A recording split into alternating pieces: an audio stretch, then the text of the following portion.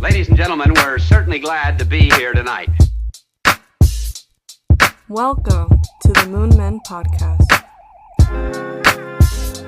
Don't be afraid. A little escapade of mine involving a couple of planets which shall be nameless.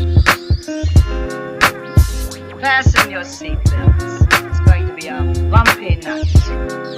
Ignition sequence start. 6, 5, 4, 3, 2, 1, 0. I'm drinking some Monster water. You think Monster will ever come out with water? Mm-hmm. They already have water. Why'd you say it like that? They already have water.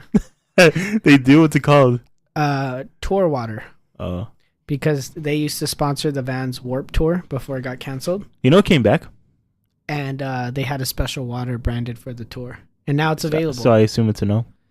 What? No, I didn't know they came back. Oh, yeah. They're doing the Warp Tour again? Mm-hmm. Since when? I think it started this year or last year. Huh. I didn't know about that.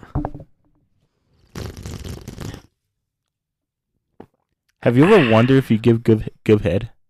What the fuck, man? That's how we're starting this?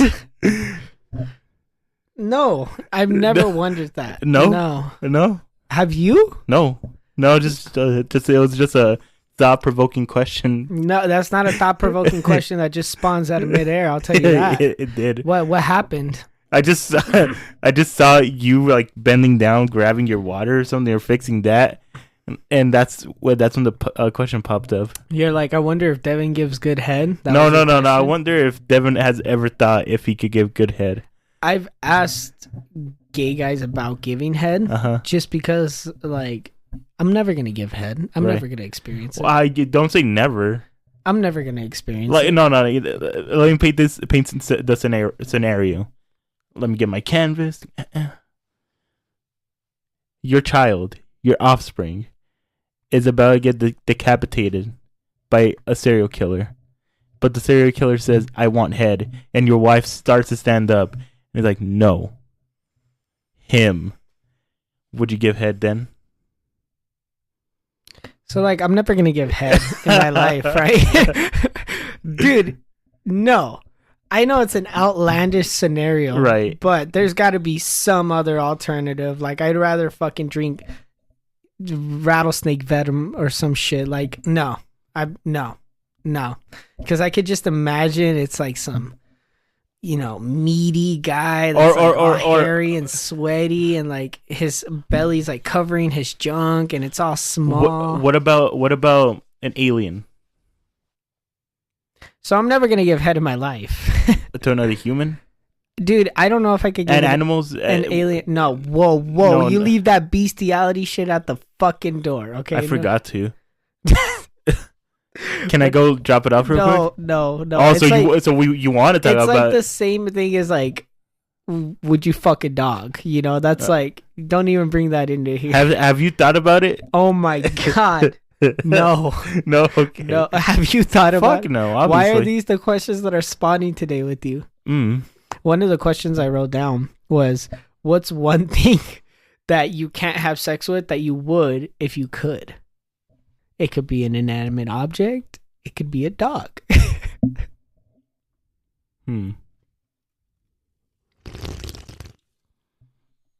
Not counting a person? No. I feel like that'd be too easy. Yeah. It's just like, like Jennifer Aniston. Yeah. So an object or an animal. Oh God, there's I'm sure there's more options. There isn't. Food even. I don't know. Food. Food before animals, for sure. For sure, yeah. Animals are at the very bottom. Papayas, oh my God. Papayas could get it. Oh, probably like a watermelon or something. You can't steal. I just said a fruit. You can't steal my fruit. You got to come up with something clever. Fine. Like a... Pokemon's chair. Oh. You've been bringing her up a lot recently. Like, are you watching her clips or some shit? No, she's been popping up a lot. But I still don't find her attractive like other people do. I can't really picture her, but if she looks like how I remember her looking like, I think she's cute. Are you pulling her up? Yeah. But I want to change my answer and not Pokemon's chair. Pokemon's chair. I was gonna say PewDiePie's chair, but that's just weird. Are you following her? Yeah. I can see Devin falling in love. Yeah, Devin's falling in love. She's pretty hot. She's pretty fucking hot. She's pretty. I can't believe I forgot her face. Cut this part out.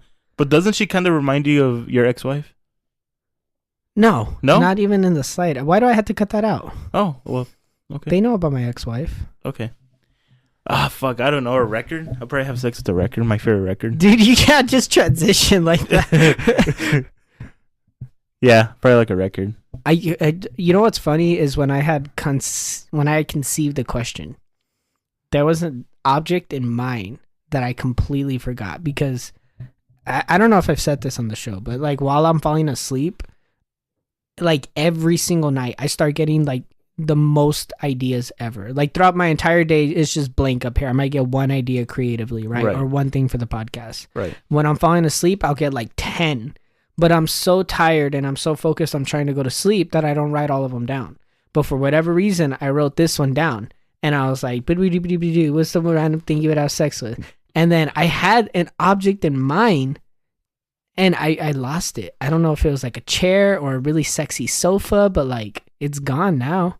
Maybe a water bottle.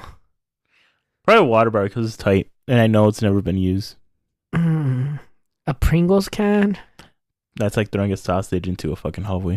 No, I mean, if you know what you're doing and you know the setup. You just need 2 sponges, Vaseline, and a rubber band. Is that all you need? A rubber band? Yeah. Why a rubber band? To keep it all together. But then you would just feel the sponges. Like, wouldn't that hurt? Okay. Oh, no. A glove. You need a glove. And then you put the Vaseline in the glove. Yeah. Welcome back to the Moonman Podcast. Why do you keep doing the intro lately? Because people been telling me they're annoyed by you doing the intro. Yeah, who's people? Rob told you he's annoyed with me doing the intro. Yeah. It's weird because me and Rob talk every week and he hasn't mentioned anything He doesn't have the heart to tell you. No, he would definitely have the heart to tell me. And I'm willing to bet after this he'll be like, actually, I've been meaning to tell you. You know what he did? He messaged me about last week's episode and he goes, don't disrespect Eddie. And then that's when he had sent the text, the pickup line.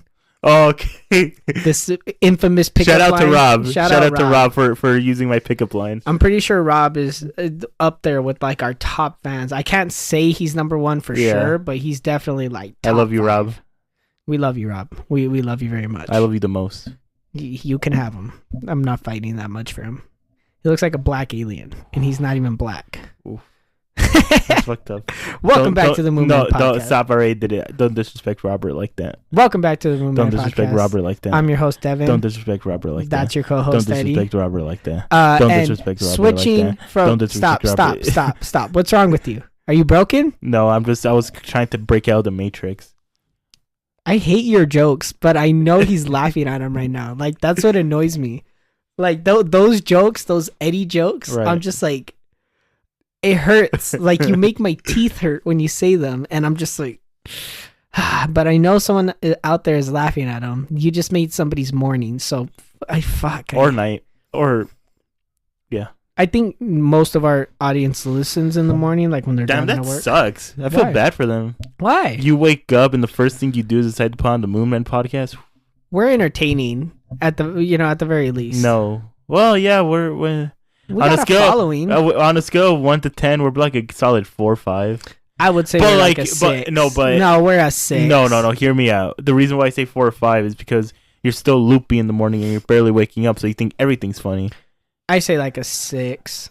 And loopy in the morning, no. You're just out of it in the morning. That's why we're the perfect show to listen to, because it's not too hard to follow along. But you're about to do a topic. Hold on, I can see it in your fucking face. No.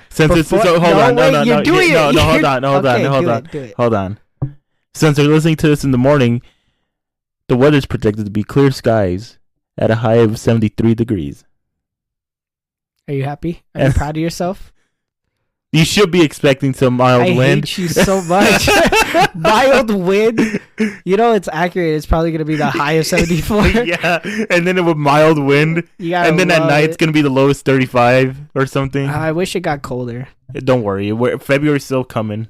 Is February the coldest? I'm pretty sure it's January. January, February, like around there. No, I'm pretty sure it's January. Like just January. No, February. No, like the end of December, like January. No, it's like February. Like January. Like February. So, before we get full on into the show here, I just want to do a little quick, minor apology over some of my controversial takes last episode. In regards to the Palestinian war and foreign conflicts, I have my reservations on the whole subject, but I don't want to make it seem like I'm a heartless bastard, And I've talked to people about it recently off show, and it kind of opened up my perspective a little bit. If I had offended you at all during that segment of the show, I'm sorry. I love you. Thank you for tuning in this week. But you got to know that moving forward, there's going to be a lot more controversies coming out.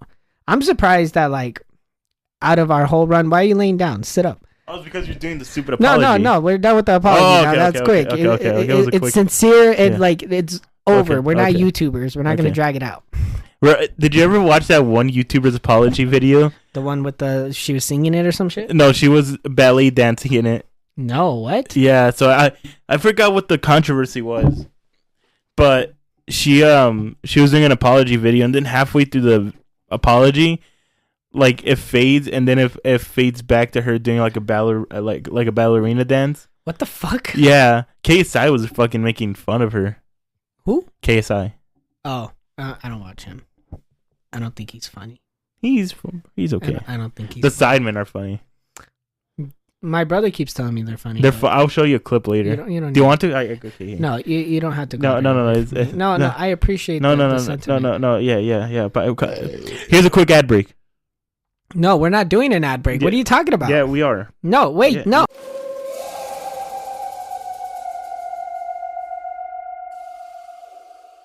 Do you want to make a podcast?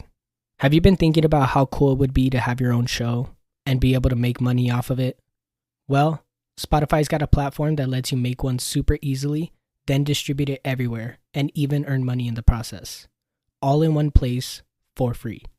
It's called Spotify for Podcasters, and here's how it works. Spotify for Podcasters lets you record and edit podcasts right from your phone or computer. So no matter what your setup is like, you could start creating today. All you need is an idea and the determination to start. Then, you could distribute your podcast to Spotify and everywhere else podcasts are available. This program is exactly how Eddie and I even started to make this show. Just two guys and a mic. Spotify also has the ability to do video podcasts. With Spotify for Podcasters, you can earn money in a variety of ways, including ads and podcast subscriptions. And best of all, it's totally free with no catch. Ever since Eddie and I discovered Spotify for Podcasters, we debated on starting our own show. For years we put it off, thinking it was stupid and not even worth our time. Who would even want to listen to us anyway? Then, one day, out of the blue, we just did it. It was a spur-of-the-moment choice and one of the best decisions we ever made. I highly recommend you guys give it a try if you're at all interested. Download the Spotify for Podcasters app or go to www.spotify.com/podcasters to get started.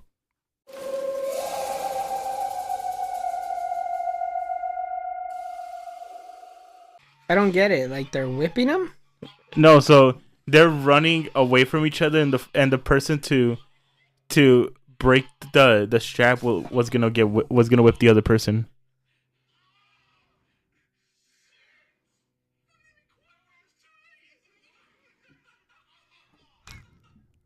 I would have passed. It's like Silent Library.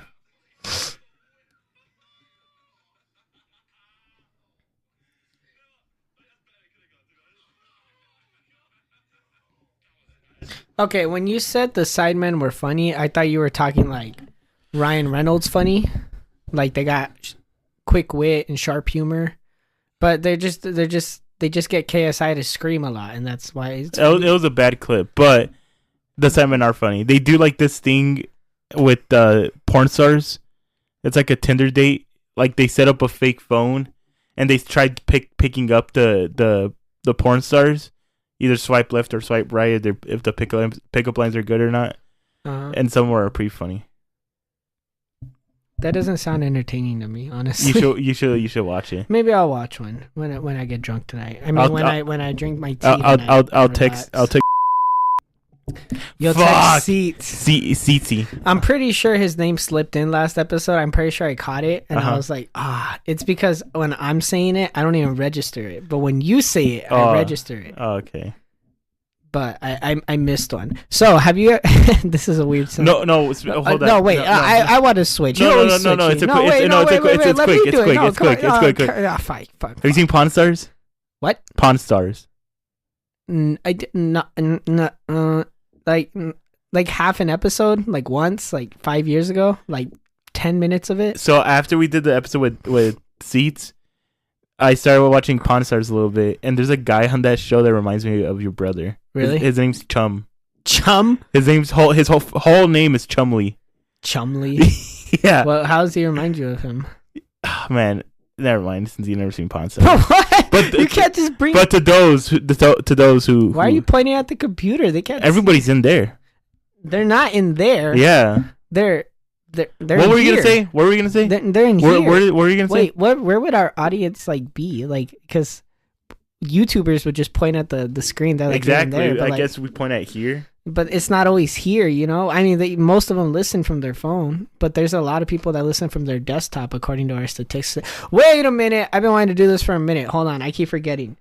Because the year's wrapping up. We did this last year. I just want to... Nope, I'm not answering phone calls right now. I'm doing something. Leave Who's me calling alone. you? I don't know. It was a random number. Oh. Probably my nana. Who gives a shit?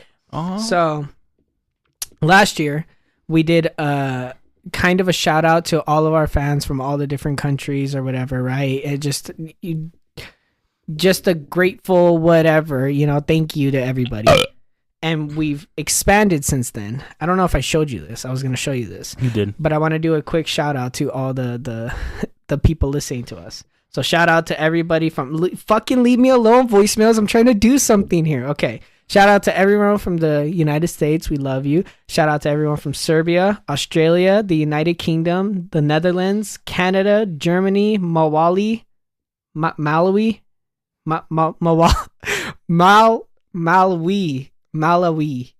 I'm sorry.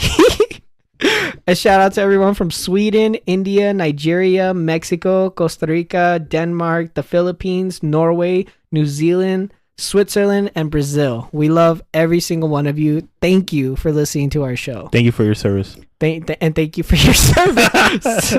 You want to see what our demographics are? Look at. I'm okay. No, look at. What do you think our highest age range is in terms of listenership? Probably like 40. Really? Yeah. Because Alex is 35. No, our highest age range is between 23 to 27. Oh. 4 years. That's our highest. And then our second highest is 18 to 22. I'm glad no one under 18 listens to this Yeah, show. there was a period there where a lot of under 18 kids Yeah. were listening to this, and I'm glad they like wised up. Yeah. Okay, how much of our demographic do you think is male or female? 95.5. No, 89-11. Oof, that was close. 11% female. Shout out to everyone listening. We love all of you. Thank you. Shout out to all the chicks. Shout out to Shaq. Thank you for your service.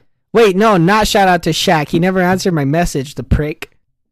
He's too busy. He said text me. He put it on his fucking bio. I was like, you know what? I'll text him. Never got a response. You follow Shaq? No. I was stalking his page. Oh. Hey, don't ask me why. You were stalking the Big Diesel? The Big Diesel That's what they call him. in NBA? Yeah. I didn't know that. Yeah. And then, did I ever tell you that Wiz Khalifa's an asshole? Yeah. I just want to throw that out there. Wiz Khalifa's an asshole. I met him. Didn't have a good impression. Are we gonna go to the next Logic concert? Do you want to? I wouldn't mind. It depends how good the next album is. I thought we were done talking about Logic on this show. No, but what were we gonna say?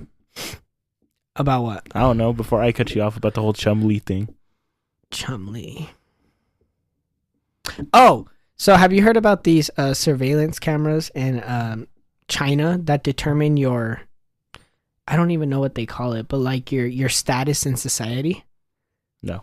So it's like straight out of Black Mirror almost, but I had heard about this from a YouTuber, so I don't know how accurate any of this is, but I thought it was pretty wild because I was thinking the other day about your question, like if you could design an app, what app would it be? And I was like, the motherfucker didn't even give me a chance to think about it. He just put me on the spot. I was like, fucking Eddie, man. But then I was thinking, what does it say about right there?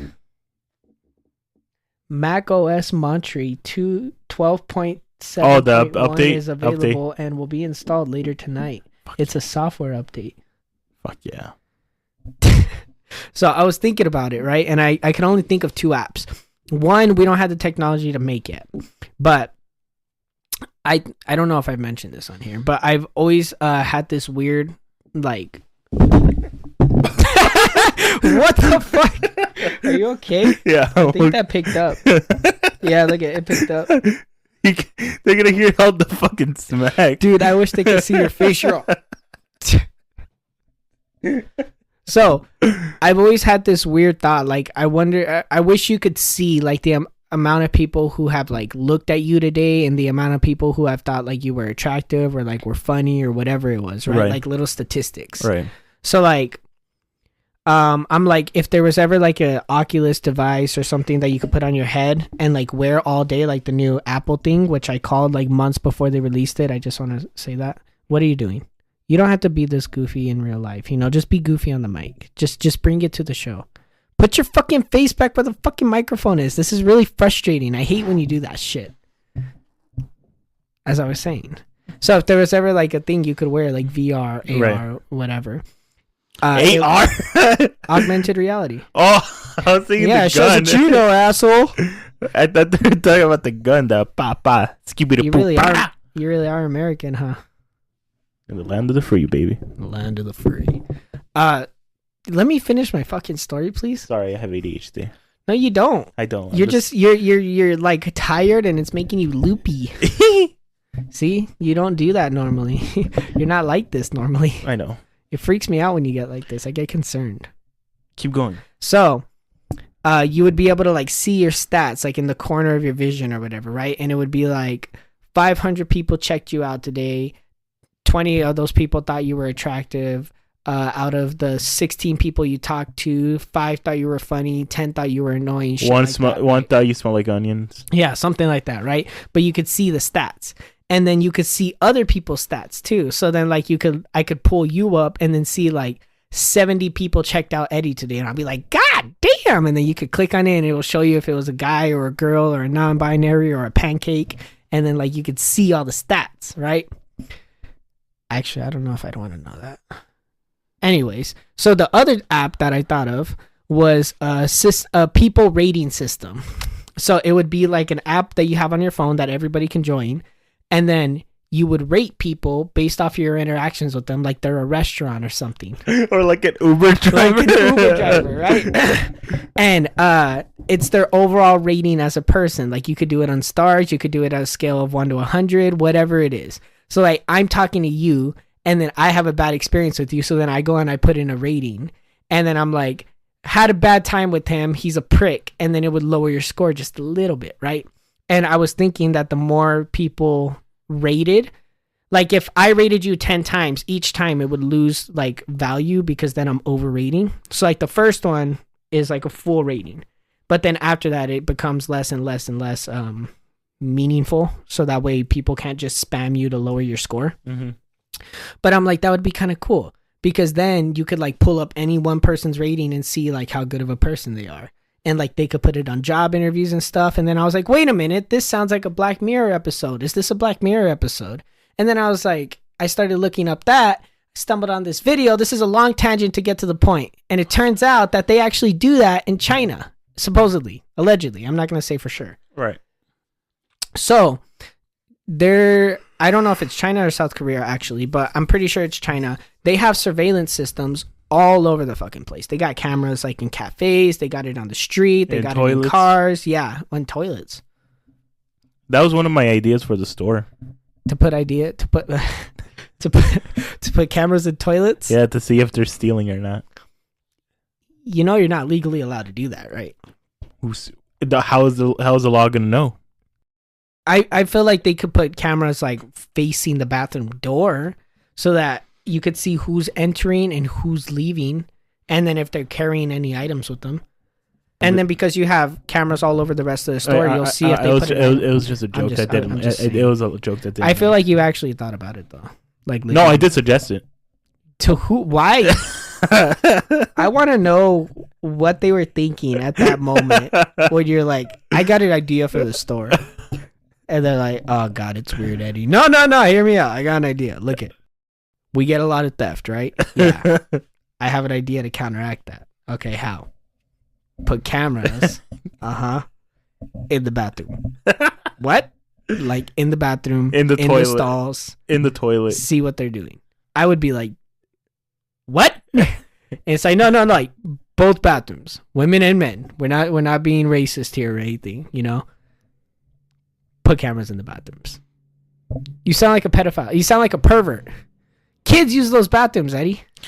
Oh, we'll just shut it out for the kids. So as soon as you see a kid, like, what if a guy's like, you know, in the security room, he's just like playing on his phone, and he turns around and sees like a little boy's dick, and then he's like, oh shit, I gotta turn it off. Like, no, it doesn't work.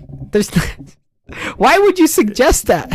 First thing that came to mind. You need to change the way you think, mister. I'm just saying, you're gonna catch a case one of these days like that. Oh man. But it made you laugh, didn't it? It did make me laugh. You're welcome. But it also made me question our entire friendship. I'm You're like, welcome. if this is what he thinks on a normal basis, man, and that's what he's brave enough to say, what's he not brave enough to say?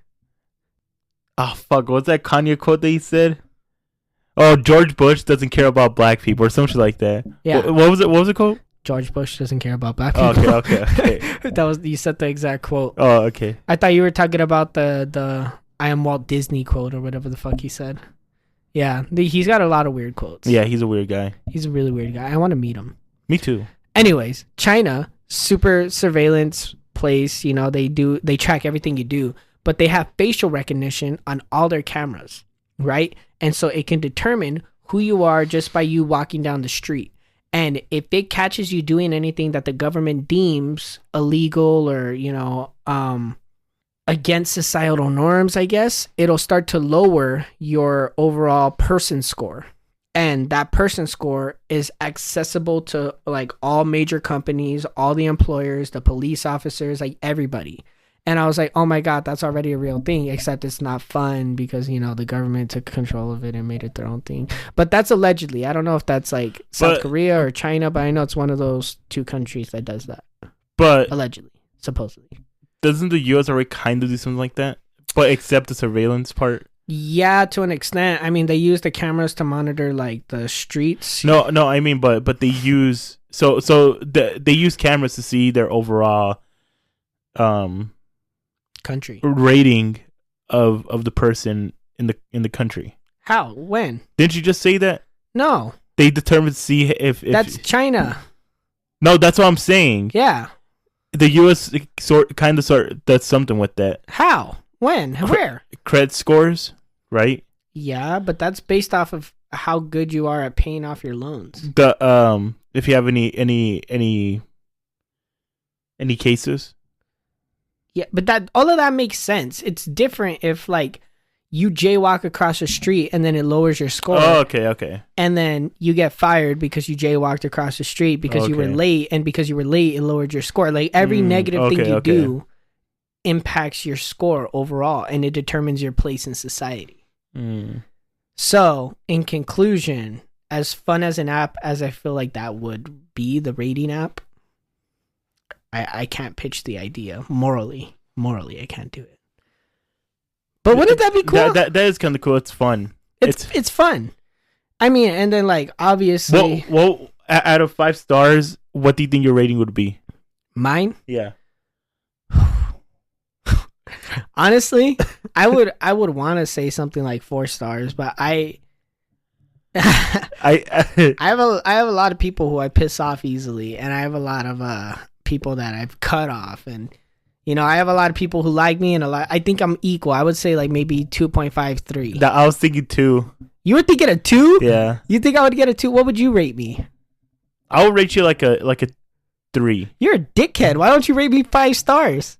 I would rate you 5 stars, then we both start off with a good rating. Bullshit. I would rate you 5 stars. No, you wouldn't. Oh, here's the catch. So on your profile, right? Right. you could follow people and like people could follow you, but you could also look up anybody, almost like Instagram or something, right?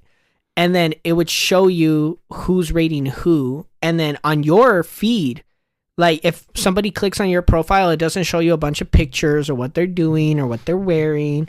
It just shows you every person that's ever rated them, like a review. So then it's kind of like Cheeseman in a sense, because then like, let's just say like you're going through something. I'm like, guys, Eddie's going through shit. Then they went on the app and then they saw like 3 girls were negatively rating you, and they'd be like, what the fuck is going on with Eddie's life? You know, I feel like that would be fun. That would be fun. And thank you for asking me. I think people would rate me. I didn't even get a chance to to fucking bring it up. Why you make me feel like a dick? People would probably rate me like a 3.5, 4. You know what's bullshit is I know people would rate you like a 4. Like you would have an overall rating of a 4. Yeah. And you hate people. And like I'm constantly surrounded by people, and I would get like a 2.53. A 2. Just say a 2. I'm saying like a 2.5. 2.7.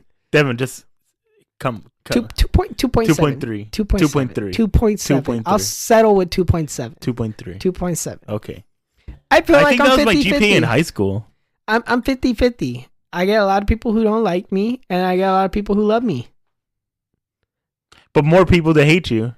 I don't know if anybody truly hates me. Okay, hate's a strong word. Okay, dislikes you. Dislike, maybe. Indifferent, most likely. Yeah.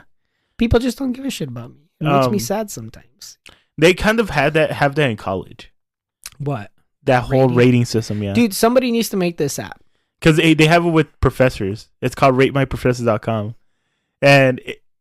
yeah, they have it with a bunch of little things like that, like nannies. They got it with professors, dog watchers, food play. Why don't we just do it for everybody? I think I just let Elon get to it with his Neuralink, and then what would we call it? Let's trademark it now, so that when people eventually make it, like they'll refer back to this episode. Because I feel like that's something that could theoretically happen in the future. Yeah. What's the new face of social media? They've done everything.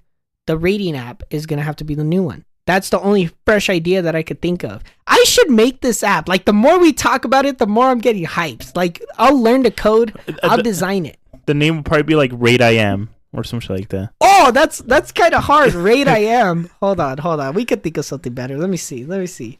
Rate I Am. I was thinking I was trying to incorporate rate and then the person. It's got to be something catchy. Something like Snapchat. Snapchat, Instagram. Like, those are catchy. Insta. So, like, as dumb as it is, I'm thinking something like Me. Or... I think there's something called that already. Like Me? Yeah. Like You? I don't know. But that's too confusing. Huh. No, it has to have, like, rating. Like, the word rate. Yeah. I think Rate I Am is... Rate My Face. No. That's like a dating app. Yeah. Okay, Rate I Am. I'm willing to settle with that. Yeah. That's a good app. You want to make that? Let's trademark that. Let's go patent the idea. I don't want to be part of that. Dude, we would be billionaires. I'll profit. I'll buy shares of it, but I won't put my name with it. You would legally have to put your name with it if you buy shares. Yeah, but I won't be public with it. I will announce you as one of the shareholders. Fuck. I'll sue you. For what? Disclosing public information that the public has a right to? You know Garth Brooks? I know of him. I've never met him. Oh, okay. I thought you were gonna be like, "What the fuck, Eddie?" I know a little country. Do you want to hear Do you want to jump to this topic? What do you mean? The Garth Brooks topic? Yeah, go ahead. I mean, it's not like we're gonna design Rate I Am now. Oh my god, what did I drop? Ow. I'm still recovering. So you know Garth Brooks? I know of him. I've never met him. I hear he's a good person. They're saying he's a murderer. Oh my god! He's a murderer? Yeah. So people were noticing that every time he goes on a North American tour, like a U.S. tour, that every city he goes to, there's someone is always either getting murdered or being missing. There's no way. It could be just coincidence. I mean, is it consistent like every single time he's ever had a tour in his entire career? Because then he would be the most prolific serial killer of our generation. That's what they're saying. But they have no proof. That's why. And then the reason they said is because a couple years ago, or even recently, I don't know when this interview took place, but he did an interview saying that he wants to be the villain. He wants to be the bad guy, and I think he said something about killing people in the interview too. Nah, I mean, it's a stretch, like a really fun. I got it off podcast. Shout out to Jumpers Jump, and Jumpers Jump. Yeah. Jumpers Jump? Yeah. What the hell is Jumpers Jump? It's a podcast. Okay. And they podcast. normally say like conspiracy theories or like myths on there. Well, we switch it up. We do conspiracy theories, which is coming next week. Sorry for the long wait. Eddie wanted me to put it off. Is it next week? Yeah, you said next week. Oh, it is next week, yeah. Yeah. We're doing it next week. We got a big theory next week. Yeah. That Eddie's not excited for. Let's get a long one. Dude, every time I do a theory, like every time you do a theory, I'm sitting up, I'm listening to you, I'm engaged, and then every time I do a theory, you're and you lay down, you're Devin, look what you have. Look what you're just leaning on. Yeah, but even when you're on here, you're all, and then you pull out your phone, and I'm like, dude, where's the connection? Give me some eye contact. Look me in the face and tell me you love me. Like, why would I tell you lies? Respect, like just what? This transitions into my next topic. Okay. Medium topic again. Okay. It's not very long. But I did pay for a medium. I didn't pay for a large or a small. I paid for a medium.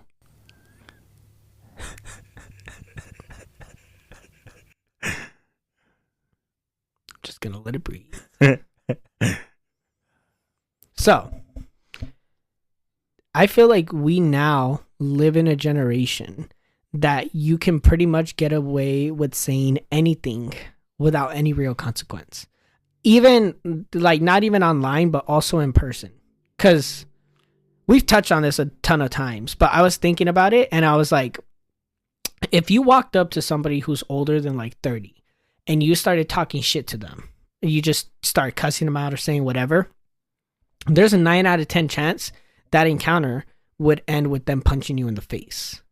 That's why it was like a common movie trope back then. Like, you would bump into somebody, and then it was like, hey, fuck you, asshole, and then boom, punched in the face. Nowadays, I don't think that's the case. And I'm still trying to figure out if that's a good or a bad thing. It's both, actually. Because one, it's like everybody got a little bit softer. Like, they didn't watch that one SpongeBob episode where he got the grit on his back. But two, it means everybody's a lot more respectable, a lot more kind. Like, but like, then like, I don't see people stick up for themselves a lot either nowadays. It's rare. And then I've caught myself, like, when people are like really sticking up for themselves, going like, oh, they're fucking nuts, like they're crazy. And I'm like, well, nah, that was probably a lot more normal back then. But like, think about it. If you walked up to somebody our age and you called them like, right? Do you think they're gonna punch you in the face? No, they'll just start barking back and nothing's going to happen. Now, if you walked up to, let's just say, a 39-year-old and you called him, do you think you'll get punched in the face? No, I still. I feel like it's a higher chance that they will. No, I feel like probably 50 and over. They're going to want Oh, definitely 50 and older. Yeah. They're always ready to fight. Yeah. I don't know how many videos I've seen of old men who are like trying to fight. You Yeah. know? But I definitely think that there's still like a lingering generation, maybe 30, 35 and up, of like people who just don't take shit, Yeah, and those are the what there's a definition for those kinds of people. I can't put the definition. You're not even trying. No, it's if a stranger starts fucking talking shit to you, An instigator? and it's no. If someone starts talking shit to you and you're like, "Oh, my pride is hurt. I'm going to talk shit back." You are a weaker person. I don't think so necessarily because because you could just walk away. you could just walk away, and that's the lesson they've been teaching us the whole time. Right. But it's more, well, yeah, it is a pride thing, but that's what I think a lot of our generation lacks. Is like, we don't have any pride about anything. And to some extent, you need pride. Like, I know it's a sin, but like, it's part of what makes us human, and it's part of what makes us driven. Like, you and I have pride when it comes to like our work. We have good work ethic, right? Yeah. Now, we might not be like the best people to ever do what we do, but we're not the worst. Like, we're not going to go in there and just do the bare minimum most of the time. Right.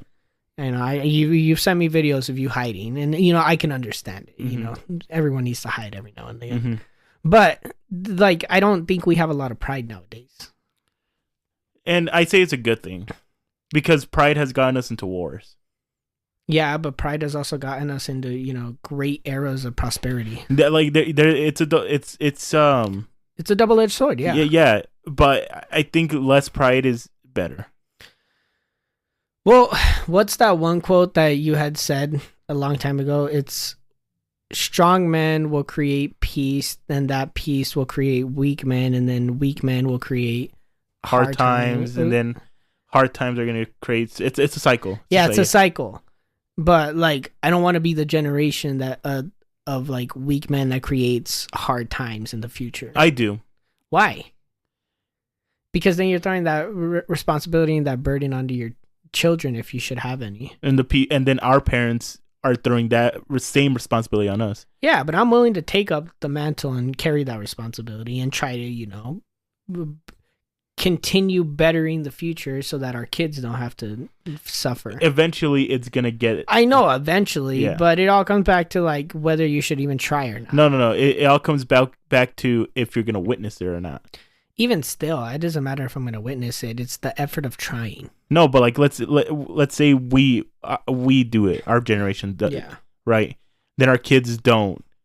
You're gonna be like, I raise a failure. No, I mean that's their choice whether or not they want to do that. No, but you taught your children at least try, and they don't try. You're gonna be like, I'm a failure. They're a failure. I wouldn't jump into it like that. I mean, I'm not going to say for sure because I don't know how it'll be, but I wouldn't want to jump into it like that. I would try to be more open-minded to it, and I would be like, it's their choice what they want to do. If they just want to, bum around with their lives, they're going to bum around with their lives. I can't force them to live the way I want them to. Right.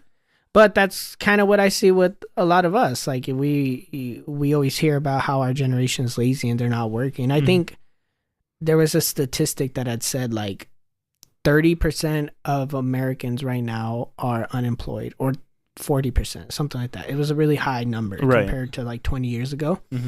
And a large majority of that percentage is all Gen Z. And when you think about it, Gen Z has a lot of, job hoppers, or people who aren't working, or people who are trying to be influencers, that kind of thing. It all comes down to that theory I told you. What theory? That they're trying to influence us to do that? They're trying to influence us to be lazy. But why would they want to do that? So they can have total control over us. Yeah, but it's only wrecking their economy and their country. And then they can't profit off of us if we don't have anything to work with. I feel like there's a broader answer to it. I just haven't done my research to it. I mean, we don't need to do research. We're speculating here. Yeah. So it's a loose, open-ended conversation. Yeah. But the thing is, like, it's unfortunate to me looking at it. Kind of from an outside perspective. Well, no, I think you're just basing it off one country.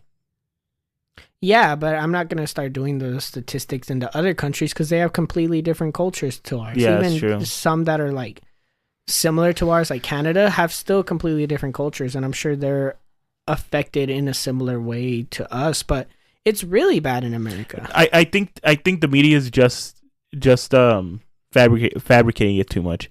I feel like the generation after us, like your little brother, they're gonna be the generation that are the laziest. They might be, because I think it's the media that's just over like hyping, I guess, or like exaggerating that we're too lazy. Yeah, because they're just jumping on that trend. Okay, look at it from like a personal level, right? How many people do you know that could fit into that classification of things? People that like are lazy, not just lazy, but just don't have drive or motivation to do anything with their lives, or people that are like, they give up before even trying. Very low. Excluding like all the people that are above our age that you hang out. No, it's still very low. It's still very low. Because I know a lot of people personally that could fit into that category. The people that like give up if it's too hard. The people that don't try or refuse to even start. It's because I'm basing it off of our age, because a lot of people our age are lost, and our parents, when they were our age, felt the exact same way. They're lost. No, I mean my parents didn't really feel lost at my age. I mean, I talked to them about that but how truthful are they? They could they're being pretty true. I'm not gonna assume that they're gonna lie about it to like try to make themselves look cool, because I've seen the ins and outs of them, and I've had long conversations with them, and they told me like, yeah, you feel a little lost after high school. When I mean our parents, I mean people our parents' age, or your parents' age. My parents are older. That still doesn't exclude it. I talk to a lot of people who are a lot older than me on a daily basis. But they're fabricating it. Everybody lies, Devin. Yeah, and I'm sure they felt lost. But you can't go based off of the lie. You got to go based off of what they tell you at face value. Because if you just start assuming that everybody's lying, you'll never get any answers. So if you go based off of what they tell you, right, and then go based off of what they're reminiscing on, mm-hmm. then at that point you could probably start to get, like, I'm not saying it's completely accurate, but from what a lot of these older people have told me, mm-hmm.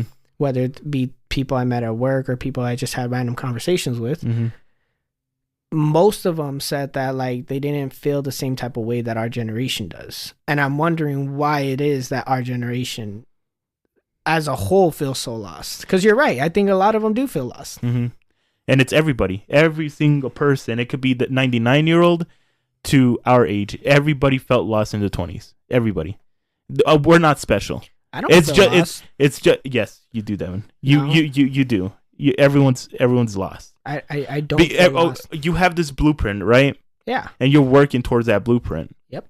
But you're still getting tripped and over and questioning yourself, doubting yourself. Well, yeah, that's part of life, but I don't feel lost in my life. Like, I don't wake up and wonder, like, where am I going to be? What's my life going? Like, what direction is my life going? Mm-hmm. Like, I go out there, I take chances, I make mistakes, I fail. But like you said, I have a blueprint for my life. I have an idea of where I want to be and where I'm going, especially mm-hmm. in the near future. Mm-hmm. And I feel like our generation, at least from a lot of the ones that I talk to and encounter, don't have that. They kind of just go with the flow. But it's also because everybody older than us was pressuring us to have a blueprint. I mean, and they're feeling the pressure of, oh my god, I'm 20 and I don't have a blueprint for my life. Oh my god. And whose fault is that? It's the people older than us telling us that we need a blueprint. And instead, they should be telling us, go live life and then figure out the blueprint. That's why we got to be the parents to tell people, like, it's okay to not have a blueprint. But at the same time, maybe start trying to figure out where you're trying to go at the, like, it's a thin line. Because I've heard a lot of people say, have your life ready by 20. But I also heard a lot of people say, live out your 20s and then figure it out when you're 30. I think both ideas are sound. You know, like, have an idea of your life by mm-hmm. 20, like, know where you're going to go, but plan to just enjoy your 20s during that, mm-hmm. you know? Like, if you know you want to be making this much money by 30, you want to be living here, you want to have a family or whatever, that's your blueprint, then use that as your drive every day and take little steps toward it, but don't ever exclude yourself from enjoying your life, you mm-hmm. know?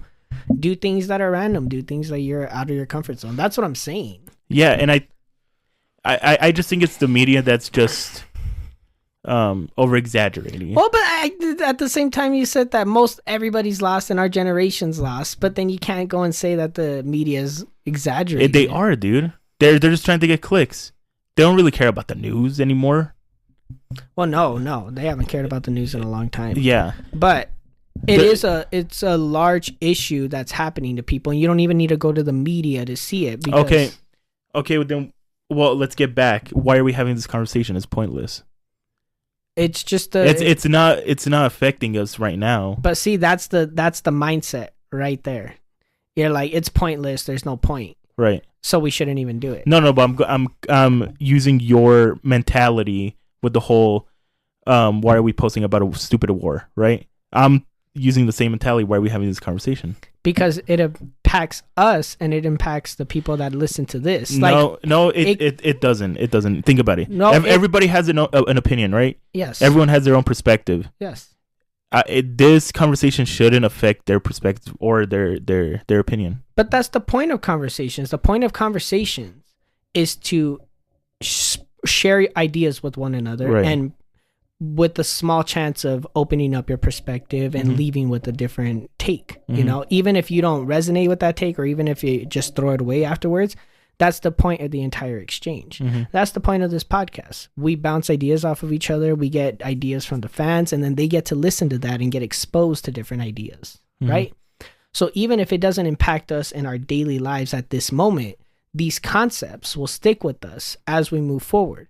Just like a couple months ago when I would have said that, you know, a lot of people around you, you know, don't look like they have ambition. And then you'll be like, no, that's pointless. It doesn't mean anything. And then later on, you start to realize like, well, I'm looking around at the people around me and, you know, you probably had a point. Mm-hmm. It kind of opens up your perspective. And I think it's a conversation that should be had, especially if a lot of our generation is feeling that way. Right. We can have that conversation, but probably nothing's going to happen afterwards. No, but it's still fun to entertain and like explore a little bit, try to delve deeper. But that's what the whole news article was about. It was just to click and have a conversation, but not have a solution for it. No, but I don't think everybody should be trying to come up with the solution. One thing that I appreciated about it is that it's spreading awareness so that everybody can kind of talk about it, and then solutions are going to pop up. But if everybody came with a solution, nothing would get resolved. Mm. It's not for everybody to come up with a solution, but that doesn't mean that we shouldn't talk about it. You know? See, I hate and this impacts us more than I would say like the war stuff, because this is our country, our society, our generation, mm-hmm. that it's mainly being targeted to. This is things that we'll encounter in everyday life. I think it's just a waiting game at this point. What do you mean? We just have to wait for our generation to mature. That's it. Maybe, but what if we never mature? I mean, we both met people that are older than us that are not mature. Exactly. But maybe it's because they never got pushed to be matured, or maybe they never had the inclination to even start trying to mature. It's just a waiting game. We can't force people to start fucking working out every fucking minute. No, but or even we can't tell people to go work out either. No, but if we have a conversation and it inspires somebody to, then there we go. Even if it's one person. That my point is, we're not here to change the world, Mm-hmm. but it doesn't mean that we can't have a conversation about what's happening in it. But we're changing the world.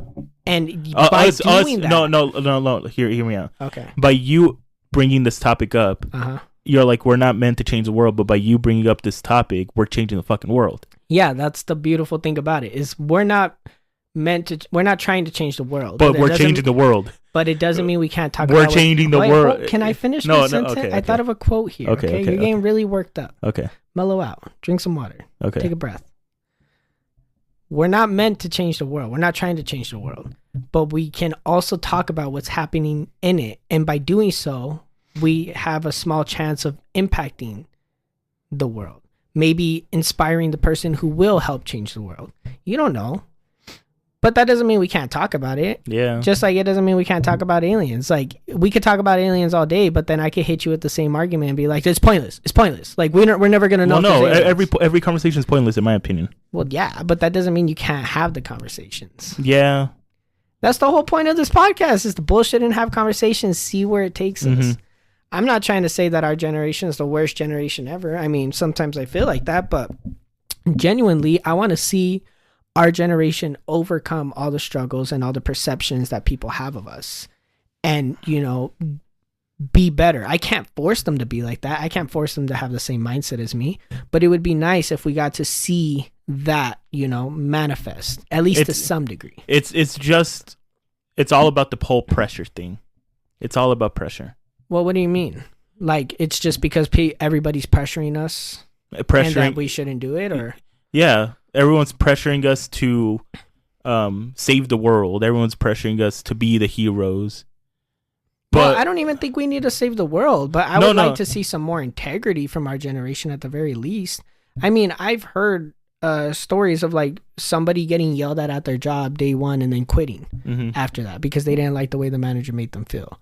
Like that's the point where it's getting to now.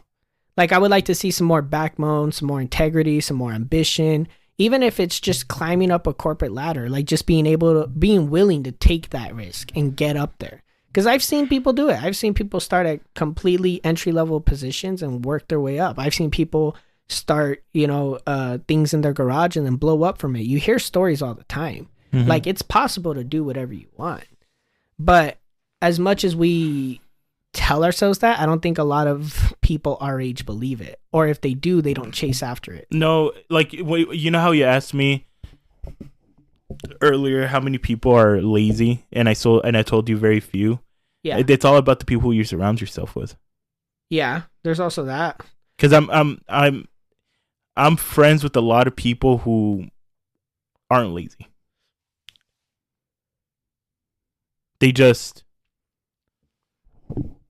They're doing what they want to do, and they're starting somewhere. Yeah, I mean, I'm not necessarily saying that all of us are lazy. It's just, yeah, we are plagued by laziness as a generation. I think that's very apparent. And you could scroll on TikTok and find any of this, right? You could see evidence of it.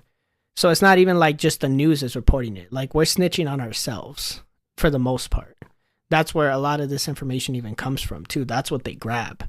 And then secondly, I think it's not even necessarily laziness. Like I said, it's just more ambition to like live life, do things, stick with things, see through hardships. I think like we're scared of hardships for the most part. When things get tough, we kind of give up. And it's like we're losing the mentality of just sticking through it, empowering through it, and like overcoming the obstacles, overcoming the challenges. We blame it on this and we blame it on that. No, because I don't know a lot of people who have that mentality, who are just people who give up easily. I know a few people. I don't necessarily hang out with them all the time. I'm not going to say like they're in my inner circle, but I also observe other people who, are adjacent to me to some degree. And like, I think it's a lot more common than you're letting on. No, I think it's the, I think it's the, no, I was going to say, I think it's the whole media playing, fucking manipulating you and making. Okay, what about the fact that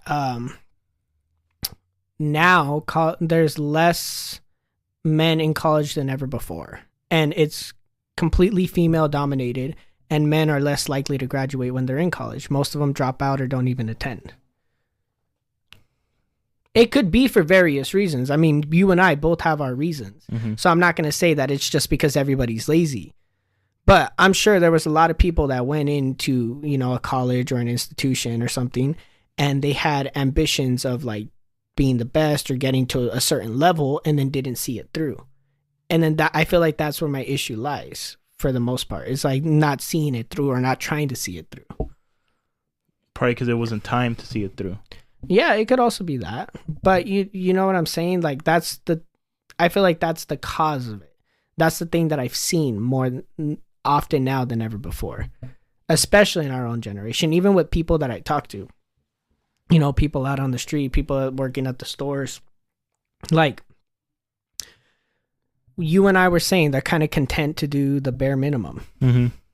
That's like the norm now. That's what's normal. They're just doing the bare minimum. I feel like it's always been normal. It's just with the social media and everything, it's just putting a spotlight on it. Probably.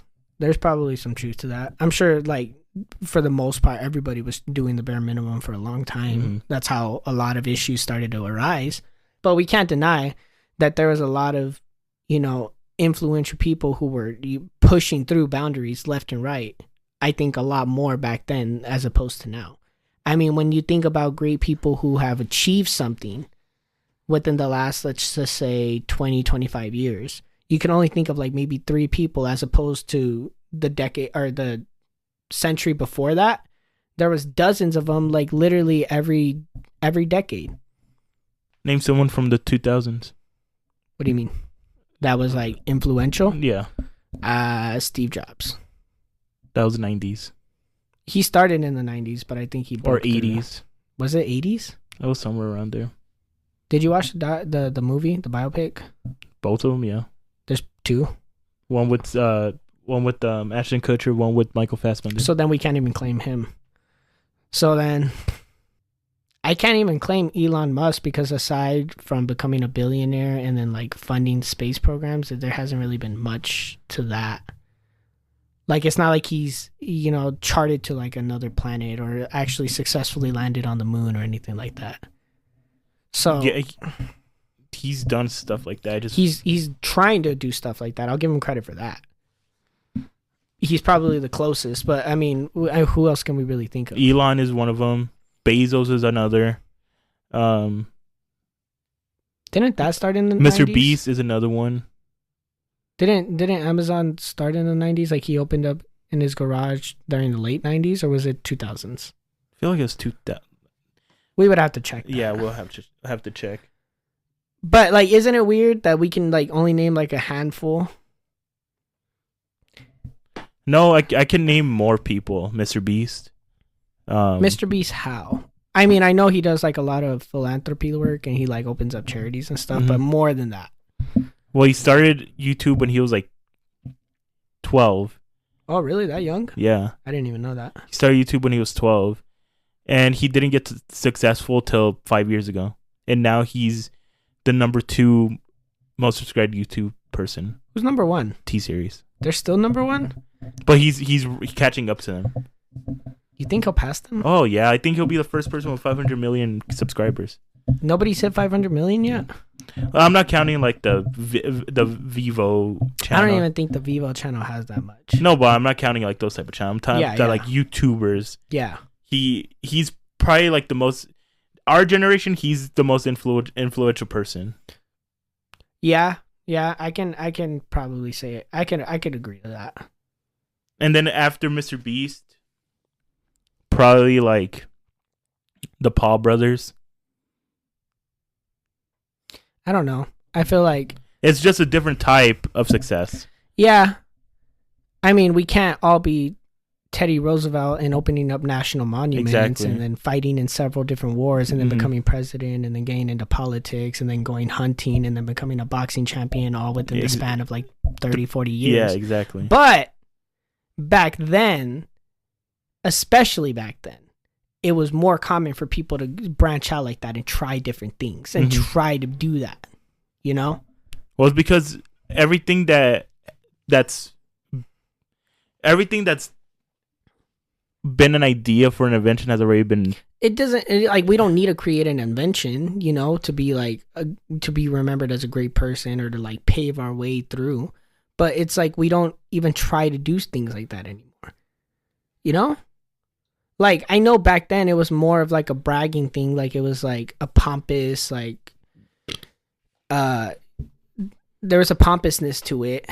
And there was like an air of like superiority to it, and only the higher classes got to do it. But like, I just don't see that ambition in us anymore. It's all about a waiting game, dude. But why does it have to be a waiting game? Because it was a waiting game back then. It wasn't necessarily a waiting game back then. People were getting after it. That's the thing. They were getting after it. They didn't have the same technology we have today. But now that we have all this great technology that, helps us in every regard. We were plagued by all this. Yeah, we don't attempt to do it anymore. I think we're just getting too comfortable. We don't attempt to, go out there and see the world and try things and get great at things. Also, it's a different world than it was when our parents were our age. Yeah, I know. There's a lot of there's a lot of more cons to our generation that there were in our parents' generation. Well, what do you mean? Back then, there wasn't really a war against Americans while our parents were in their 20s. So the world's a more dangerous place. There weren't mass shootings back in the day. Now there are. It's common. There wasn't mass shootings, but there's a lot of gang activity going on at that time. Yeah, but like you you knew the gangs and where they were. Yeah, but it was still a thing. Like, you can't just discount it and be like, the world's more dangerous now than it was. Like, that was a thing. That was a thing, but and in the 60s, there was the threat of people being, bombed, like That's true, nuclear nukes. bombed. Like, there's always some danger present. Mm-hmm. So I don't even want to cite that as an excuse for us, like, not attempting or like trying to do things or get No, out there. but it's a different world, because I don't know what the world was back then. I'm just assuming, and I'm just taking other people's accounts. They could be bullshitting, they could be lying. I'm taking your advice. I just don't know. Yeah. I'm assuming, and I'm assuming people aren't that lazy now, and you're assuming that people are, and you're assuming that people don't have ambition, and I'm assuming that they have some sort of ambition. I'm not assuming. I'm going more based off of the people that I've interacted with and using that. You're assuming, because they could be completely different people now. Well, no, I mean, not necessarily people just from high school or people that I stopped talking to like 2 years ago. I'm talking about like overall, like people that I've interacted with at all my various jobs, at all different ages, Like, I've got to see and meet tens of thousands of people at this point. I don't even know for sure. And I've interacted with all of them to some degree and got to know all of them to some degree. I did a lot of social work. I saw a lot of different things. I saw a lot of different scenarios. I've seen people from older generations who just didn't fucking have it together and refused to get it together. Mm-hmm. Especially when I was working with the DCS. That's why a lot of my families never got back together. But then I also saw people, who were younger than us who were doing great things. It's like, it's all over the spectrum, but I'm saying as a whole, especially from what I've seen online. I think that's a very, very, that's a hard thing to analyze over the whole entirety. It's a very, very, very hard thing to analyze. Oh, it's extremely difficult. I mean, that's why this has been an ongoing conversation on the show since the beginning. Yeah. But I think to shut down this whole topic, it just has it's all about the waiting game at this point. Okay, but before you shut it down, could you explain what you mean by the waiting game? I mean, there's a lot of people who just want to enjoy their 20s, and we have to let them. And there's people who are like you, who have ambition, and we have to let them do that. And either sides cannot judge the other side. And we cannot throw rocks at the other side. Well, I wouldn't say I'm throwing rocks, but you have a fair point. Because whatever we're doing right now in our lives, we just have to, we gotta let them. We gotta let each other fall. We gotta let the people who are enjoying their 20s and don't have ambition, let them fall. And we gotta let the people who have ambition to let them fall. I don't even think it's a matter of just enjoying your 20s or trying to be ambitious. No, I'm just putting in two groups, and those are the titles of the two groups. Yeah, okay. I'm just saying we have growing up to every single one of us, because all of us are lost to some degree. It doesn't have to be lost in our lives. It could be lost in our fucking jobs, careers, love lives. We're all lost to some degree. Even our parents are lost. They just won't admit it, because you don't admit something like that to your kids. That's pretty sound. I mean, you were irrational for a lot of this, but then you come in at the end with wisdom. And so then by the end of this, everyone's going to be like, damn, Eddie has a point. But whatever, it's cool. I mean, if you don't want to continue talking about it, I understand. It's a constant conversation. It's a constant conversation, but that has no end until we finally see the either the succession rate or the what's the other name? I think it ends once our generation's time has come. Exactly. Like once we're older. Yeah. And at the end, you're gonna be like, Eddie was right. It was all about the waiting game. I feel like I'm gonna look at you and I'm gonna be like, see what happened to us? It was a waiting game. No, I'm gonna be like, look at what happened. Most of us ended up not being shit. Oh yeah, most of us are all average Joes. I don't mean to say that you can't be an average Joe. Right. I encourage people to be average Joes. There's nothing wrong with being an average Joe. Mm-hmm. But an average Joe who's done absolutely nothing with their life, to me, is just a little slightly worse than, just a regular average Joe. Somebody who's just complacent with every bit of their life and has never ever tried to like reach heights or try things. Yeah, or, but like if they're happy, but even more, the people who have never even got that to the average Joe part. You know, that's where my issues, I guess, lie. No. I want people to go out there, live life, and do things and do amazing things at that.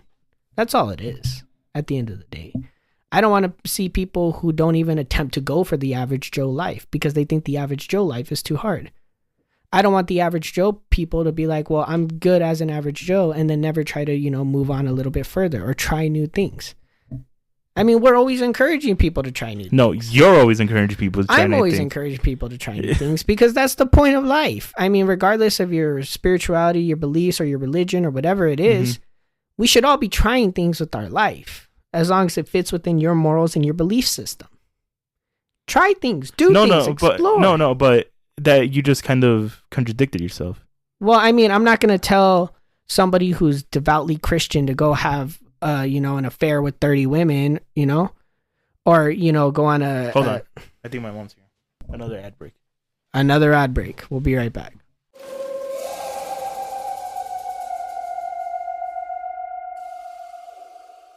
Is something interfering with your happiness or preventing you from achieving your goals? Regardless if you have a clinical mental health issue like depression or anxiety, or you're just a regular human who lives in this world and is going through a hard time, therapy can give you tools to approach your life in a very different way. And that's why I'm excited to tell you about today's sponsor, BetterHelp. BetterHelp's mission is to make therapy more affordable and more accessible. And this is an important mission because finding a therapist can be really hard, especially when you're limited to the options in your area. BetterHelp is a platform that makes finding a therapist easier because it's online, it's remote, and by filling out a few questions, BetterHelp can match you to a professional therapist in as little as a few days. It's easy to sign up and get matched with a therapist. There's a link in the show note. It's betterhelp.com/moonmen. Clicking that link helps support this show, but also gets you 10% off your first month of BetterHelp, so you can connect with therapists and see if it helps you. And because finding a therapist is a little like dating, if you don't like your current therapist, which is a common thing with therapy, you can easily switch to another for free without stressing about insurance, who's in your network, or anything like that. Living a more fulfilling life can be a complicated situation.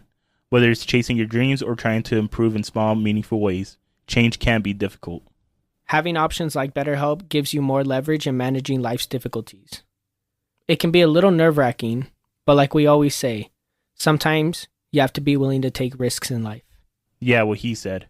So, if you're struggling, consider online therapy with BetterHelp. Click the link in the show notes or visit betterhelp.com/moonmen. That's better, HELP/MOONMEN to get started today. Thank you again to BetterHelp for supporting the show.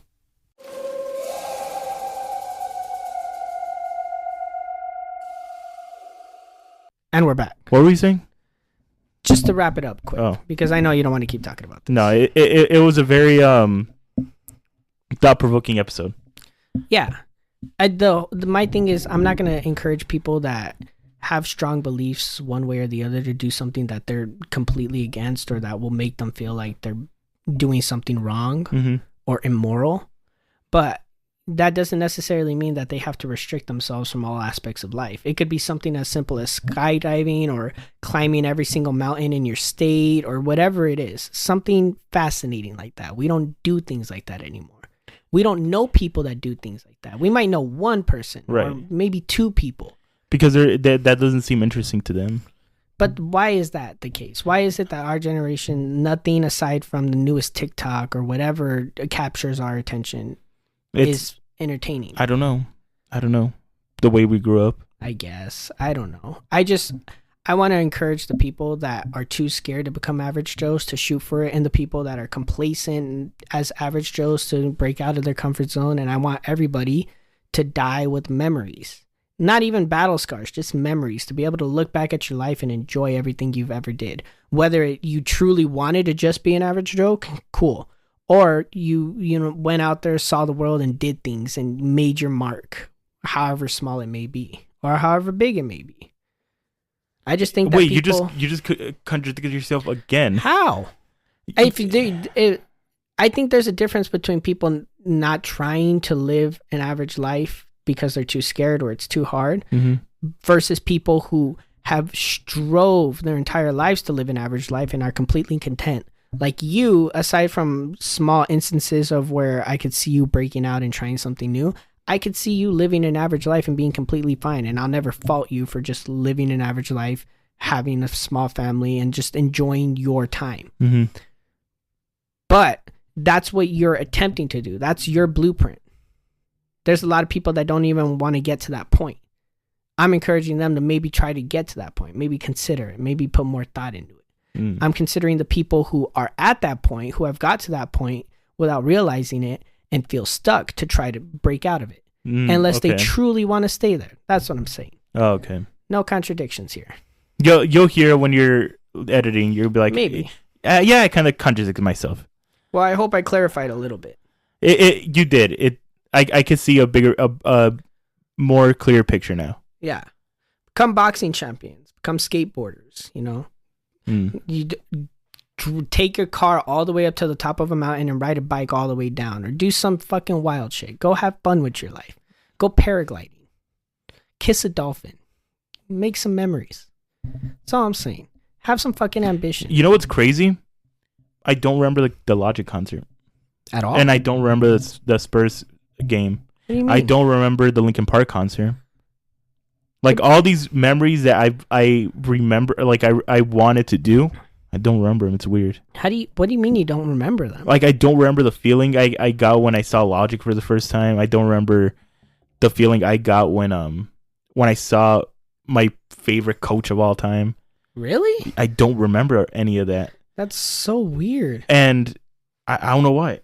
I still remember all those little instances. Like I remember the first time I went to like a quote unquote NASCAR event and I just saw some cars driving around in a circle. Right. It was one of the best nights of my teenage life. Yeah, I don't remember any of that. What? Yeah. Maybe it's because you're not sentimental as a person. Probably, but I don't know. I can't even remember the thing that scares me the most. I thought it was being alone in the dark. No. I mean like the memory of a memory of being scared the most, or being the happiest memory. I can't remember any of that. It sounds like you need to go to betterhelp.com and use code yeah. And see yourself a therapist. Actually, we have that 3-month free. Yeah, but we still haven't used it. We still haven't used it. But the reason why I brought that up is because I was watching my 2020 year.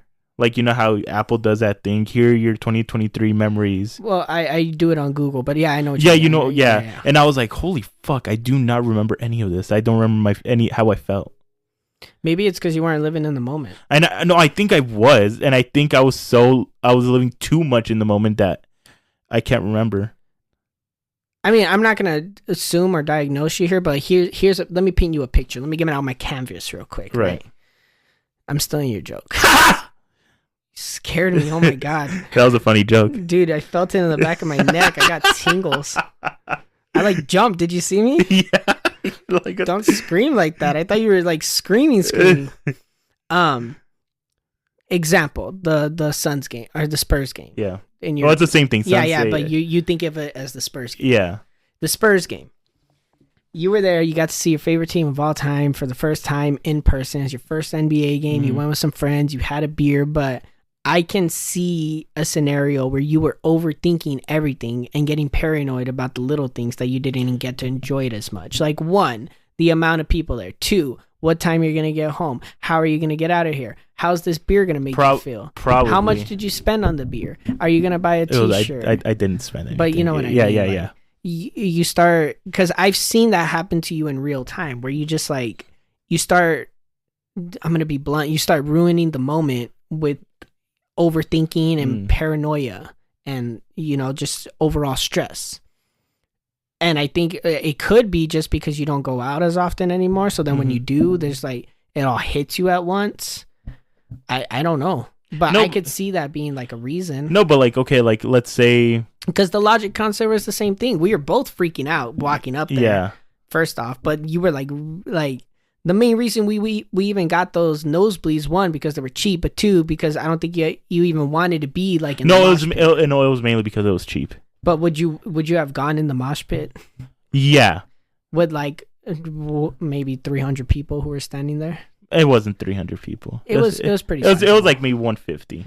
I would say 200. Meet me at 200. Okay, I'll meet you at 200. Yeah, it was like maybe like 200 people. But yeah, I would have if I wasn't cheap. Well, I mean, even still, because like when I was explaining my concert to you, off podcast, you said, dude, that freaks me out. Like the thought of 100,000 people around me. Granted, that's a lot. It would freak most people out. But like little things like that, I could see getting to you in the moment of like these grand things. Because all of them are instances where you're out and about, like in large crowds of people. Okay. Graduating. When we graduated high school. Yeah. I don't remember that feeling. I don't even remember the graduation. What? Yeah. That's so, I still remember it. I don't clear as day. Like the thing I remember from high school is me talking to my row of people that I never talked to in high school. And that was our one and only time we talked. What'd you guys talk about? I don't know. Well, you said you remember talking. No, I talking to him because I sat next to a guy named Edson. Edson. Sounds familiar. And I always knew of him, but I never talked to him, and that was the first time him and I ever interacted. And you don't remember it. And I don't remember it. And I remember sitting next to. Don't try. No, I'm not even gonna try. You're gonna hurt yourself. Yeah, I'm not gonna try. It was another chick, and I don't remember talking. I don't remember ever talking to her in high school. But like, yeah, shit like that, I don't remember. But that I don't even know what that could like be. It's you with your bad memory combined with, I don't know. But my memory's bad for like superficial things, like daily little reminders or like a conversation that I had about. No, but I mean like you with people. You don't remember 90% of the people we went to high school with. No, but nobody does. I do. But that's weird. Like you remembered like 90% of the people that we went to high school with. Yeah. Like I don't, even people listening to this, like those that went to high school with us and those that didn't, those that graduated a long time ago, I don't think any of them can remember that many people from high school. I'm sure I've walked right by people from high school. No, I think it's mainly a you thing. No, it's pretty common. You remember some people. Like I can name probably 30, 40 people from high school right now, but I don't remember 90% of them. We had like 2,000 or 3,000 people at our high school. There's no way you could remember that many people. No, our class. Even our class is like what? I think 600. 600. I think it was 800. But even still, that's a lot of fucking people. Yeah, the human mind can only remember 150 people. No.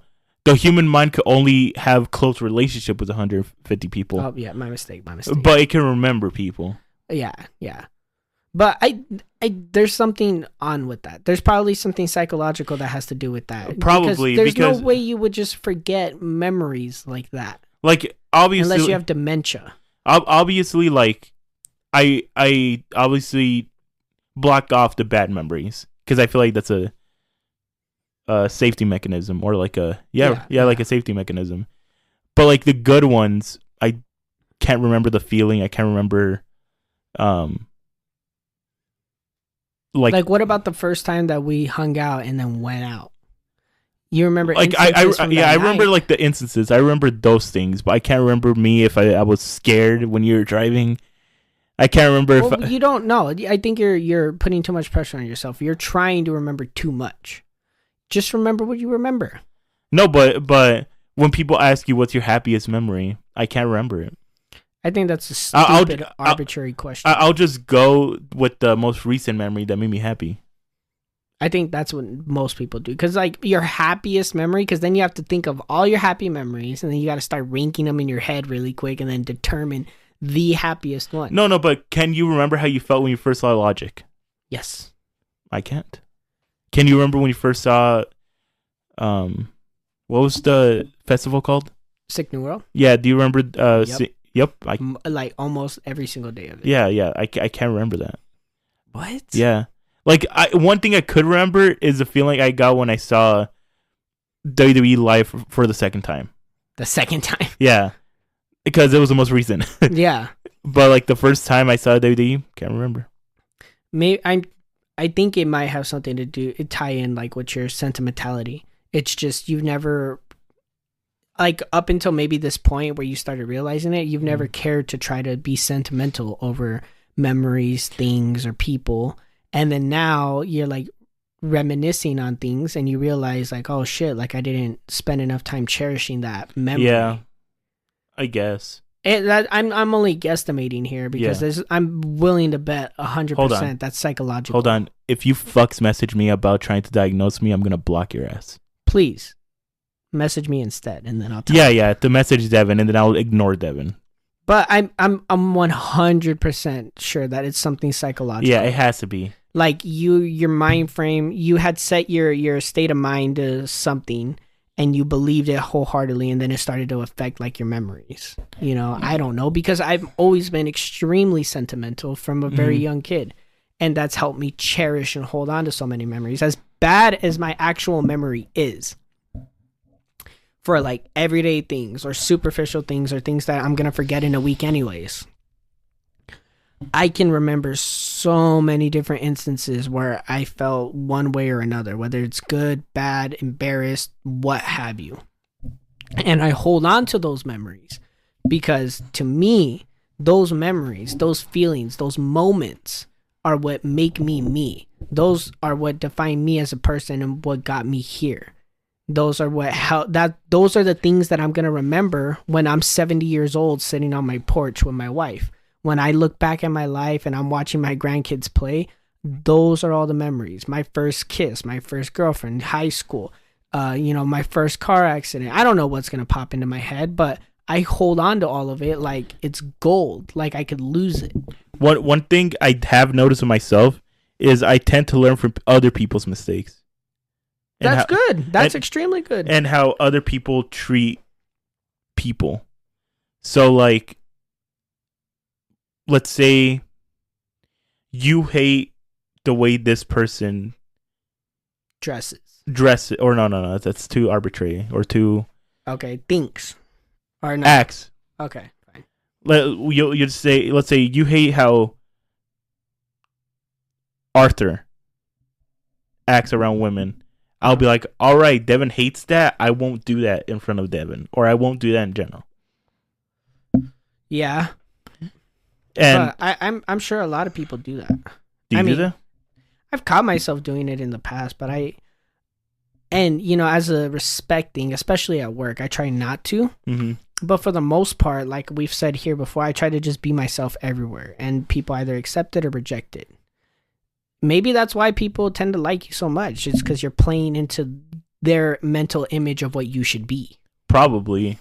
Like, but even then, I'm still being me. You're still being you, but you're cutting out parts of you. So they're not seeing the full you. They don't need to know 100% of you, but you shouldn't have to hide parts of yourself. Like, I still hide parts of me from you, and I'm pretty sure you hide parts from yourself from me. No, I mean, you've seen me in almost every situation. I'm pretty much the same everywhere I go. Right. And I can get an idea of the parts of yourself that you hide just because you've let me in a little bit and let me see. Mm-hmm. But that's to be expected. Like, I don't hold that against you, and I'm not going to lie, it's hard maintaining myself and showing myself this much everywhere I go. Because, like, very few of you can attest, but if you meet me in real life, I'm going to talk to you just like I talk on the podcast to Eddie. Like, it's not a gimmick here. We play it up a little bit for entertainment purposes, but I'm going to talk the exact same way to him as I will to you. We just had an example of it the other day, and I'll just bullshit with people and I'll be myself with people. Because, like, why am I going to start changing the way I act for other people? Yeah. Yeah. Maybe that could also play into your memory. I don't know. One thing I always wanted to do is talk to a corporate boss the way I talk to you. Why don't you? Because I never met a corporate boss. Oh. And if I do, they're going to feel so disrespected. But I'm going to... It's difficult. I'm not going to lie. Because they're so used to people being like, yes, sir. Yes, ma'am. Yes, sir. But it's also a breath of fresh air. I don't mean to toot my own horn here or anything like that, but I've interacted with people, people of authority at all different levels, at all different fields. Mm-hmm. But I've always I talk to them respectfully, but I'll bullshit with them. I'll cuss in front of them. I'll talk to them like I've known them for years, right? Mm-hmm. And I can almost see it on their face. Like, some people fucking hate it instantly because they think they deserve all the respect in the world. And those people I ignore. But there are a large majority of people who will feel refreshed, especially if they're constantly surrounded by yes men. Because a good example is like with Monster. You know, I met a lot of corporate people and I saw it firsthand. Like, some of the higher ups will be talking at dinner and everybody shuts up as soon as this one person talks, turns and looks at her and just is like mesmerized. Like, everything that comes out of her mouth is gold. And she's great. She's nice. She's a very kind person. But I'm going to talk to her the way I talk to like everybody there. Like, there's no reason why I'm going to treat her any differently. We should have her on the podcast. Do you have an idea of who I'm talking about? No, it's I was close. It was a C. I would actually love to have her on the podcast. I want to. She was a Formula One driver, like a NASCAR driver. Oh, okay. She just did it recreationally. Ask her to be on. I'm pretty sure she's based out in Albuquerque, but I'll see. We could go to her. Well, there might be an instance where I have to go out there, so I'll bring it up. I'm gonna see her tomorrow. Oh, you are? Yeah, at the Christmas party. Oh yeah. You're right. But like, that being said, back to the subject. I'm losing myself. Yeah. It's sometimes a breath of fresh air if you could just talk to people like they're normal. Like, even the crackheads on the street, most people will walk by them, and for the most part, I do too, because a lot of them look like they're ready to kill. Mm-hmm. But I was talking to a crackhead yesterday for about 40 minutes. I'm pretty sure he was gay. Pretty sure he was hitting on me. That's not the point. He smelled like pee. But I still talked to him for 30 minutes, and we talked about the government and politics and all this other shit. And he said that he studied behavioral sciences and that he was like he was super enlightened for somebody that is in his position. Well, a lot of the homeless people are enlightened, which is weird. But like, it's just like a breath of fresh air. It's the complete opposite, but it's an example. Like, most people don't even talk to them. And then with the bosses, these corporate people, everybody doesn't talk to them. They're just, yes, sir, yes, sir, yes, sir. Right? And the homeless people, it's no, sir, no, sir, no, sir. So when you give them the time of day, when you treat them like they're people, especially like celebrities, like Raul said, they love when you treat them like a person and not a thing. You know? That's why he has Jason. Well, that's why his co-worker got Jason Momoa's number. Sorry, Raul. I mean, you admitted it. But it's just like, it's the art of learning to be yourself wholeheartedly. I asked my boss once, I'm like, hey, can I tell so-and-so to go fuck themselves? And like, no! I'm like, why? Is that bad? Can I tell my boss to go fuck himself? You could, but you got to deal with the consequences of it. Yeah, but like, if he knows who I am, I don't think he'd just take it to heart. Because I tell everybody to go fuck themselves. Yeah, but like, if you're going to do it, do it. But you can't be upset at the result. Yeah. You know what I mean? Like, there's levels to it. Like, I can't say you're going to 100% be yourself everywhere you go, because that's kind of impossible unless you're like a cartoon character or an anime character or whatever. But trying to find that balance of being yourself no matter what, and even if it turns people off, because it will, is like key. And I can't say for sure with you, but I know for me, a lot of people, just random so-and-sos whose names I forgot, the ones that were always themselves in every situation, they always stuck out to me, and they always kind of left a mark on me. And I'm sure it's the same for a lot of people listening too. Like I said, it's the art of finding yourself and being yourself no matter what. You know, I learned something today. Yeah? Water's wet. Why do I do this show with you? No, I have a serious question to ask you. Yeah. Whose concert would you like to go to next? Next? Slipknot.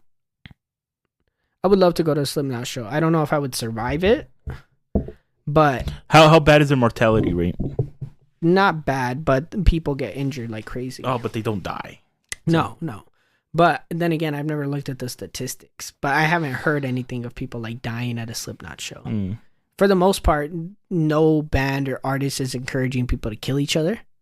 But they do want you to enjoy the show. Right. I just know personally, like with Slipknot, all of their stuff is extremely heavy and all of their bands are. Wait, hold really on. Did I say bands? I meant fans. You said that you have a medium topic. Motherfucker, that was a large. I didn't expect it to turn into a large. I ordered a medium. They delivered me an extra large, and I just enjoyed it. But wait, it was a fun topic. Wait, hold on. I've noticed something also about this podcast. What? I ask you questions, but you never ask me those same questions back. No, I ask you a question. Oh, you mean like when you ask me your favorite concert? Yeah. It's because I'll start answering, and then before I get a chance to reflect it back onto you, you switch topics. I've noticed that. Motherfucker.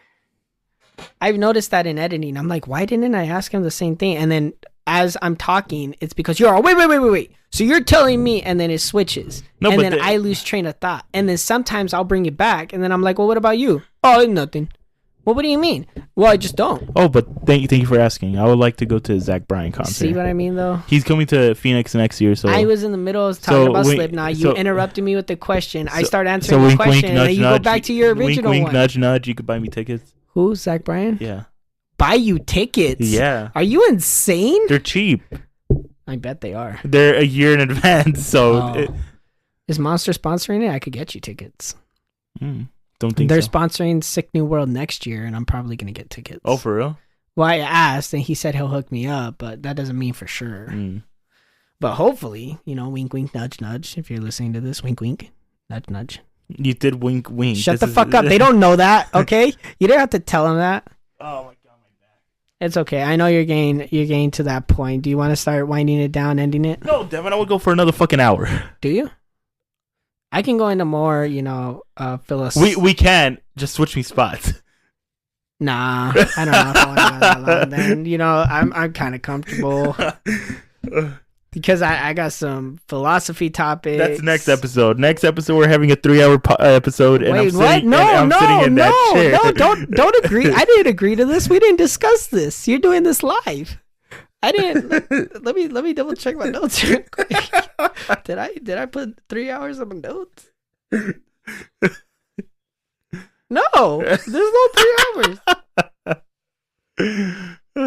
What are you talking about? 3 hours. No. I gotta say though, I will announce this. We're having. I know you don't want to call it this, but I'm just gonna refer to it as this. No. What? No. What? I know where you're going. What? And we cannot bring that up. Bring what up? Cut this part out. Yeah. No. Oh, okay. No. We're gonna mention all that next episode. Oh, okay. Just that's drop it on them. Yeah, that's a surprise. Okay. We gotta figure out how we're gonna say everything though. At the end though. Yeah. Well, duh. Yeah. Well, duh. Yeah. Are we gonna make a post about it? No. But we'll talk about it right now. Okay. Yeah. I will say though, I had an episode, a mission log that I've been holding on to. It's not the Fact or Fiction. That's still coming out. Trust me, I promise. We have a lot coming out for you guys soon. Just stay tuned. But I found an episode that was lost on my computer. It's a 3-hour long conversation with me and Anais, and we're currently editing it and reviewing it, and it'll be coming out sometime before the end of the year. So you get that. You get maybe a 3-hour episode with me and Eddie next week, and then you get the Fact or Fiction episode. And remember, that 3-hour episode is also going to have the conspiracy theory. So you got some stuff coming to look forward to, people. So there you go. I just wait. Do you have anything you want to add? Yeah, I was about to. Okay. You cut me off to ask me if I was gonna add anything. Yeah. Doesn't really make any sense. I just want to let all you beautiful people know that we do truly love you. We love that you guys support us every week. We love that you're here listening to this, that you're even hearing this message right now. Thank you for all the countless hours you spent with us. We really appreciate it. And we really do love every single one of you. I don't want to just say that to say it. I want to figure out a way to do something for you guys and show my appreciation, but just stick with us. We got a lot of things coming soon. We got a lot of things coming in the future. The show's getting bigger and better, and we're going places, and we're glad to have you guys here with us. It's an honor to do this show for you. Eddie, do you want to add anything real quick? Just promise me one thing. Yeah. After I say it, you have to immediately press the space bar. Okay, then before you say it, Okay. we'll see you guys on next week. What is it? Put your hand on the space bar. Yeah. This concludes the Moon Men podcast. The end.